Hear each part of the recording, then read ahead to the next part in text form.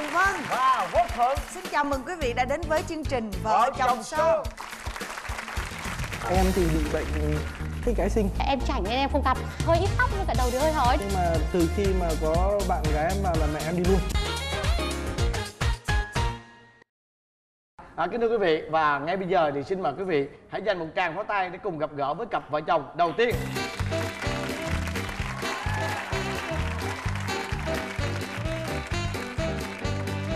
Chào hai bạn. Nhìn bạn tôi thấy bạn hao hao có nét giống một bình luận viên bóng đá. Dạ không ạ, thực ra thì em đẹp trai hơn. Bạn rất là tự tin. Dạ, em là Sơn, em 31 tuổi, em làm nhân viên văn phòng. Thế còn em? Em là Phương Bích, em 26 tuổi, em quê ở Hưng Yên ạ. Em cũng là nhân viên văn phòng ạ. Sơn với Bích là gặp nhau và quen nhau ở đâu? Quen nhau thì ở Hà Nội. Em là bầu show của một cái team đế chế ở ngoài Bắc. Team đế chế là trong game đúng không? Dạ đúng rồi. Em có chăm lo cho mấy bạn game thủ thì cũng hay ra Hà Nội. Bạn có một cái bài viết thì có thấy Facebook của bạn này, bạn ấy vào bạn ấy comment em thì bị bệnh thích gái xinh.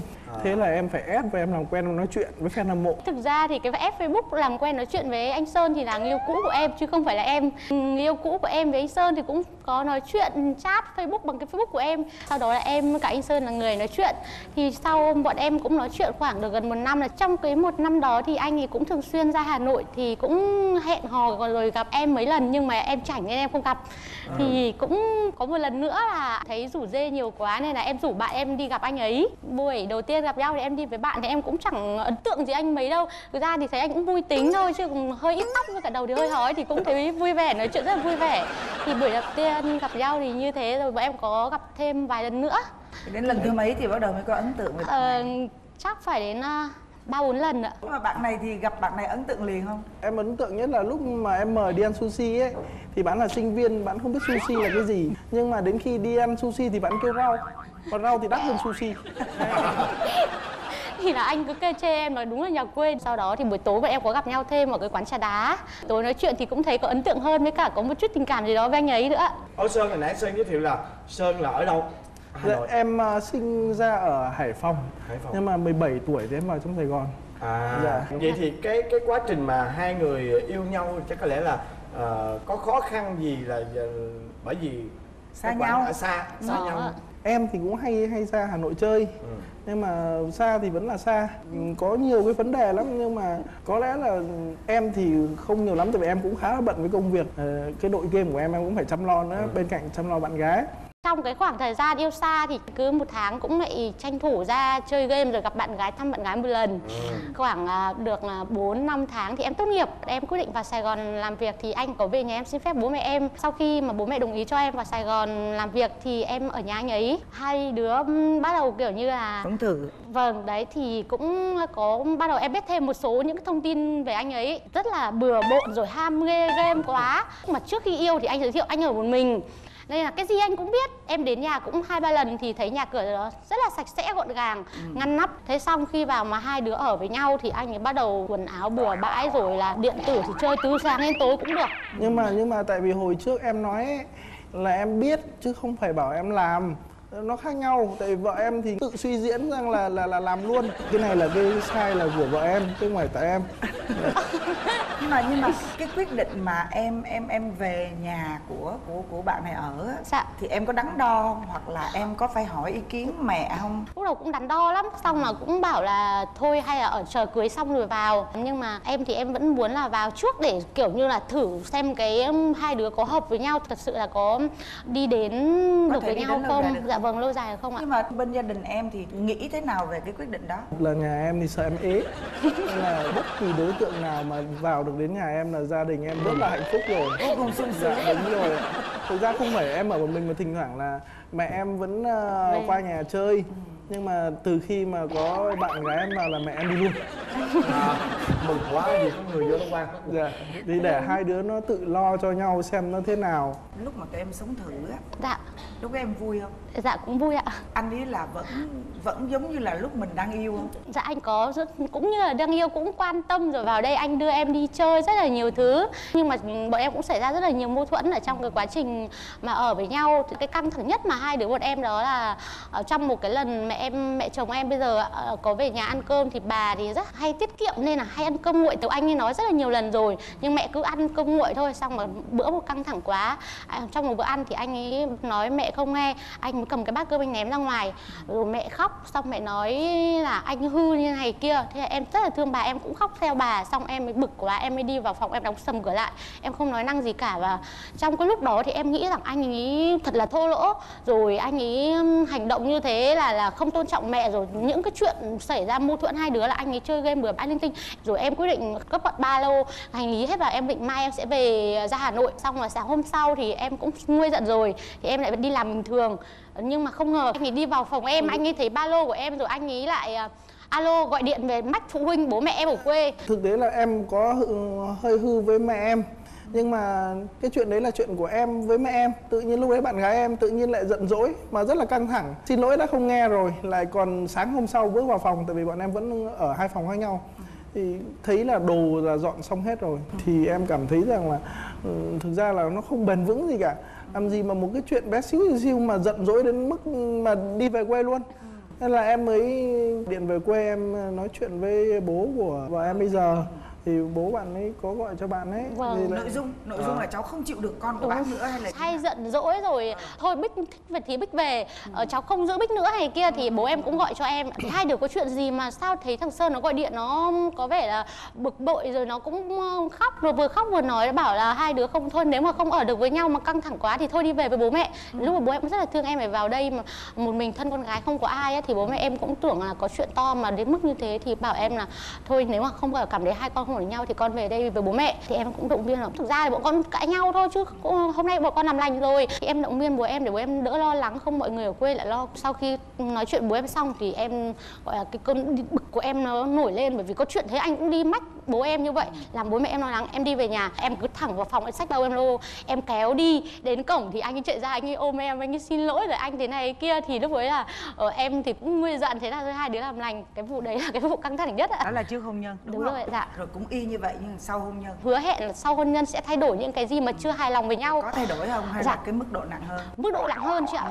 Vâng, nặng hơn ở đây ví dụ như là sau hôn nhân thì em có phát hiện ra anh ấy chơi game qua tin nhắn. Tất cả chỉ là các game thủ nhắn tin hứa hẹn tuần này đội nào đá với nhau. Tình hình là không ổn thì em mới nghĩ mình phải có một cái biện pháp bắt ông ấy hàng tháng phải đưa tiền về cho vợ. Nhưng mà kiểu gì anh vẫn có quỹ đen quỹ đỏ ở đâu ra. Thỉnh thoảng em kiểm tra thì những cái tin nhắn chuyển khoản đi chỗ này chỗ kia cũng mấy triệu. Nhưng mà nói thì anh cứ bảo công việc của em thì của anh làm sao em biết được. Có khi nào mà anh bỏ tiền ra anh mất một số tiền lớn Có. cho game không? Có cái gọi là những cái giải đấu game ấy, anh ấy phải đến mất đến mấy chục triệu một lần. Trời. Thì em rất là mất tiền đó để làm gì? anh ấy chơi game, anh là ông bầu mà. Ông bầu thì anh muốn giữ một cái vị trí nào đó ở trong game, nên là anh ấy bỏ tiền ra để anh ấy kiểu như thích sống ảo quá. Ủa bầu mà phải bỏ tiền ra là sao anh? Dạ anh cứ tưởng tượng em như Đoàn Nguyên Đức ấy.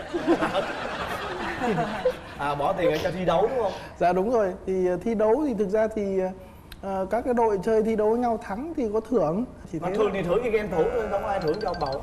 Dạ thì đúng rồi. Thì Thì đó là em ông bầu phải làm nhà tài trợ đó. Đấy. Là bỏ tiền ra là coi như là Tài mất trợ. tiền luôn chứ Đúng không có rồi. dài được. Tài trợ cho Vâng, cái đúng rồi ạ. vụ đó. Đó thì em cũng rất là buồn cái việc đấy. Có bao giờ mà anh ấy Mang mê tiền. mẩn tới cái mức mà anh quên luôn cái trách nhiệm làm chồng với em không? Có nghĩa là mê game quá rồi quên luôn cái công việc mỗi đêm. Đó, cười mà cười. Nói chung mà Tại vì cũng không đến thường cái á, mức. anh có bạn chơi game em biết nè, thường xuyên có nghĩa là ghi đầu vào game mà đôi khi là chơi tới 1-2-3 giờ sáng là quên nhiệm vụ là chuyện bình thường. Anh nói đúng rồi ạ. Em thì sau sinh thì em có bị trầm cảm sau sinh. Một vấn đề là cũng do anh ấy là chuyển sang giai đoạn chê vợ. Trời ơi béo ụt ịt thế này, rồi là trông em nhìn nhìn như heo bụng gì mà bụng toan dặn ra. Rồi là Ôi trời ơi, bao giờ mình mới lấy được Hồ Ngọc Hải với Tăng Thanh Hà thế này thế kia, chê vợ rồi là tối sao lại ngủ riêng.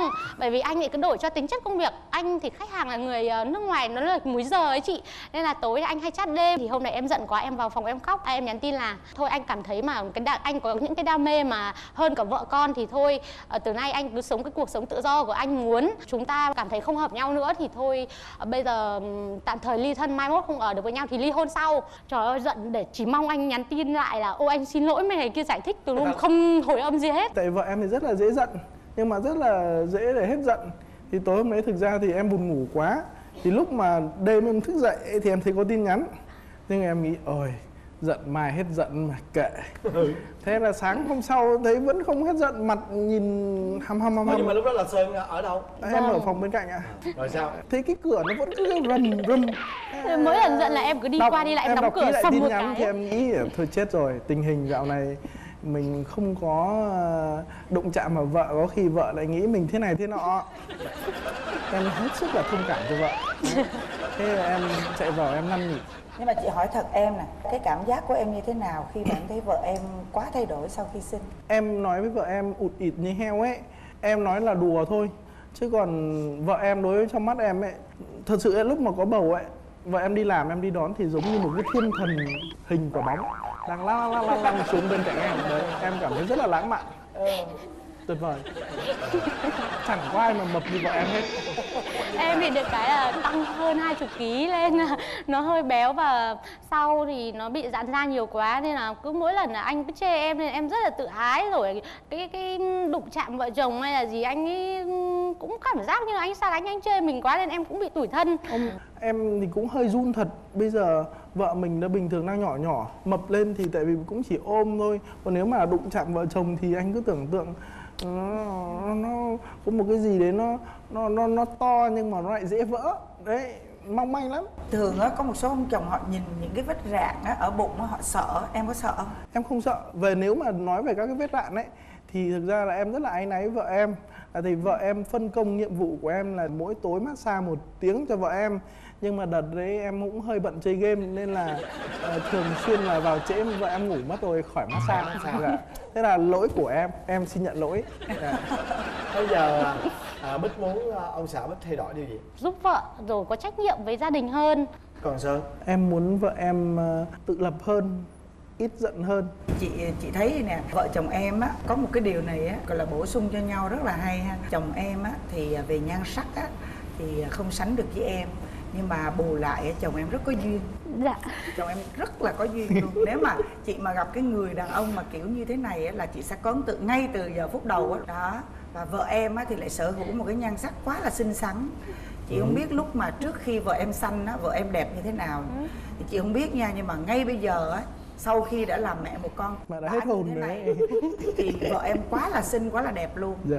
Thì tụi em á, đó là có một cái sự bù trừ cho nhau, gọi là nói vậy thôi. Đã có một quá trình gọi là mình đã thử trước rồi thì mình mới đi đến hôn nhân. Thì chị nghĩ rằng á, những cái mà nhỏ nhặt đó chỉ là những cái nhỏ thôi, nó không phải là cái lớn lắm trong cái cuộc sống vợ chồng của tụi em, đúng không?